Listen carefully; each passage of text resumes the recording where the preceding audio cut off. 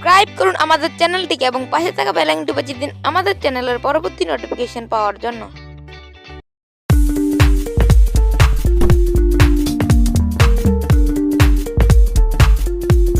Hello friends, welcome back to Dilson from my channel. আজকে আমি আপনাদের শেখাবো কখন বি ইউজ করবেন, মানে how to use be. Be নিয়ে আমরা অনেক চিন্তিত থাকি, তাহলে আজকের ক্লাসটি করার পর আপনাকে বি নিয়ে আর কোনো চিন্তিত হওয়ার দরকার নেই। তাহলে আর দেরি না করে লেটস গেট স্টার্টেড। তো প্রথমে আমাদের জানতে হবে বিয়ত্ত কি, মানে বেসিকটা আমাদের জানা উচিত। বিয়ত্ত হওয়া, বিয়ত্ত কি হওয়া, ডোন্ট বিয়ত্ত হইও না, ডোন্ট বিয়ত্ত হইও না।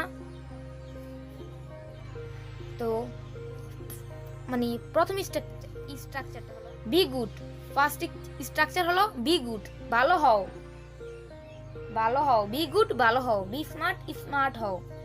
মানে কোনো কিছু হও, এটা বুঝালে আপনি বি ইউজ করতে পারেন, বিটা ইউজ করতে পারেন। প্রথম স্ট্রাকচারটা আপনি ইউজ করতে পারেন যদি কোনো কিছু হও, যেমন বি গুড, ভালো হও। বি স্মার্ট, স্মার্ট হও। তারপরে যদি আপনি প্রফেশনটা বুঝাতে চান তাহলে আপনি এ ইউজ করতে পারেন, মানে আটা ইউজ করতে হবে আপনাকে। যেমন বি বি আ টিচার, একজন শিক্ষক হও, তাহলে সেখানে আপনাকে ইউজটা করতে হবে, কিটা ইউজ করতে হবে, এ ইউজ করতে হবে। এই আপনাকে ইউজ করতে হবে যদি আপনি প্রফেশন বুঝে দেন। যেমন B R doctor,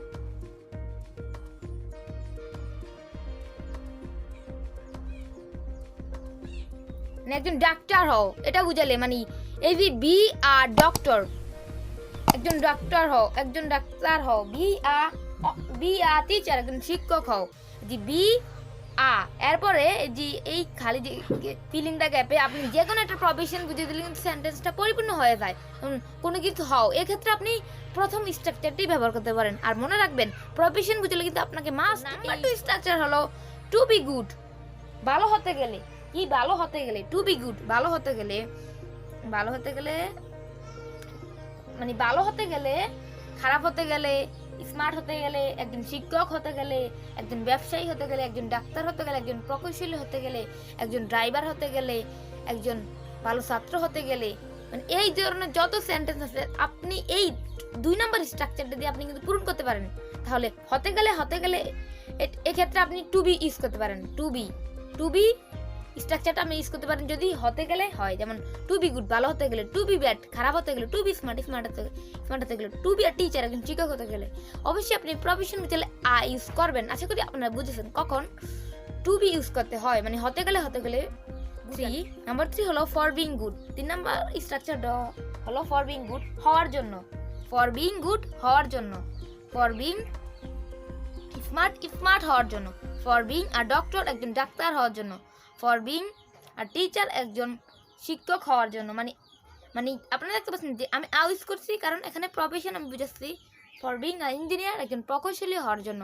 for being R businessman, একজন ব্যবসায়ী হওয়ার জন্য। তো কোনো কিছু হওয়ার জন্য এক্ষেত্রে আপনি ফর বিংটা ইউজ করতে পারেন। তাহলে কখন ফর বিং ইউজ করবেন? কোনো কিছু হওয়ার জন্য। আর বিং গুড,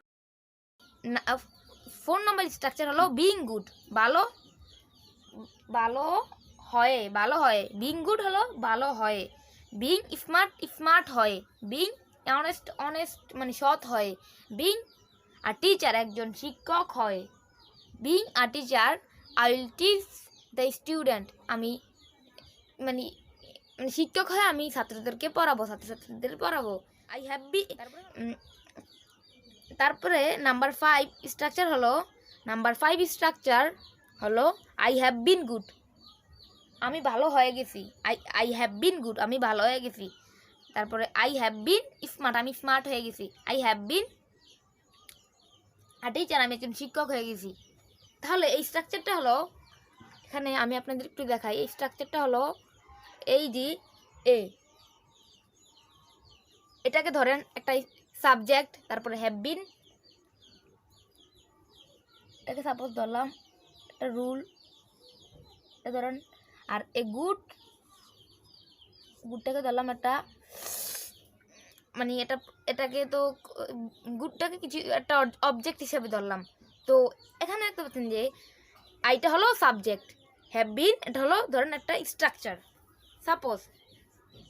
তারপরে গুড হলো এটাকে অবজেক্ট হিসাবে ধরলাম। তাহলে সাবজেক্ট যদি লাগাই করিম, তারপরে করিম এর পরে আপনার বেসিক তো আপনার সবারই আছে কম বেশি, বেসিক ছাড়া তো ইংরেজি শেখা যাবে না। তো বেসিক নিয়ে একটা ভিডিও আশা করি আপনাদের অবশ্যই আমি একটা করব, অবশ্যই আপনারা সেই ভিডিওটা দেখে নিন। বেসিক ছাড়া আপনারা ইংরেজিতে বলতে পারবেন না। তো যেখানে করিম আছে তারপরে কি হ্যাভ বসবে না, কারণ থার্ড পার্সন সিঙ্গুলার নাম্বারের পরে হ্যাজ বসে। তাহলে কি করিম হ্যাজ বিন আর টিচার, করিম একজন শিক্ষক হয়ে গেছে, করিম হ্যাজ বিন গুড, করিম ভালো হয়ে গেছে, মানে কোনো কিছু হয়ে গেছে। এক্ষেত্রে আপনি এই স্ট্রাকচারটা ব্যবহার করতে পারেন। এক্ষেত্রে আপনি সাবজেক্ট হ্যাভ বা হ্যাভ হ্যাজ বিন, তারপর হলো একটা অবজেক্ট। সো সো আজকের ভিডিওটি এতটুকুই, দেখা হবে আরেকটি ভিডিওতে। So subscribe my channel and পাশে থাকা বেল আইকনটি বাজিয়ে দিন আমার চ্যানেল পরবর্তী নোটিফিকেশন পাওয়ার জন্য, এবং কমেন্ট করুন, শেয়ার করুন আমার। সো আজকের ভিডিওতে কেমন লেগেছে আর আমাদের হোম টাস্ক দেখে নিন, আর হোম টাস্ক করে অবশ্যই কিন্তু আপনারা কমেন্ট করুন। সবাই অনেকেরা কমেন্ট করে না, আপনাদের মাস্ট হোম টাস্কটা করতে হবে, হোমওয়ার্ক করতে হবে, তাহলে কিন্তু আপনারা ইংরেজিতে একটু হবেন। তাহলে সি ইউ অ্যানাদার ভিডিও। আল্লাহ হাফেজ।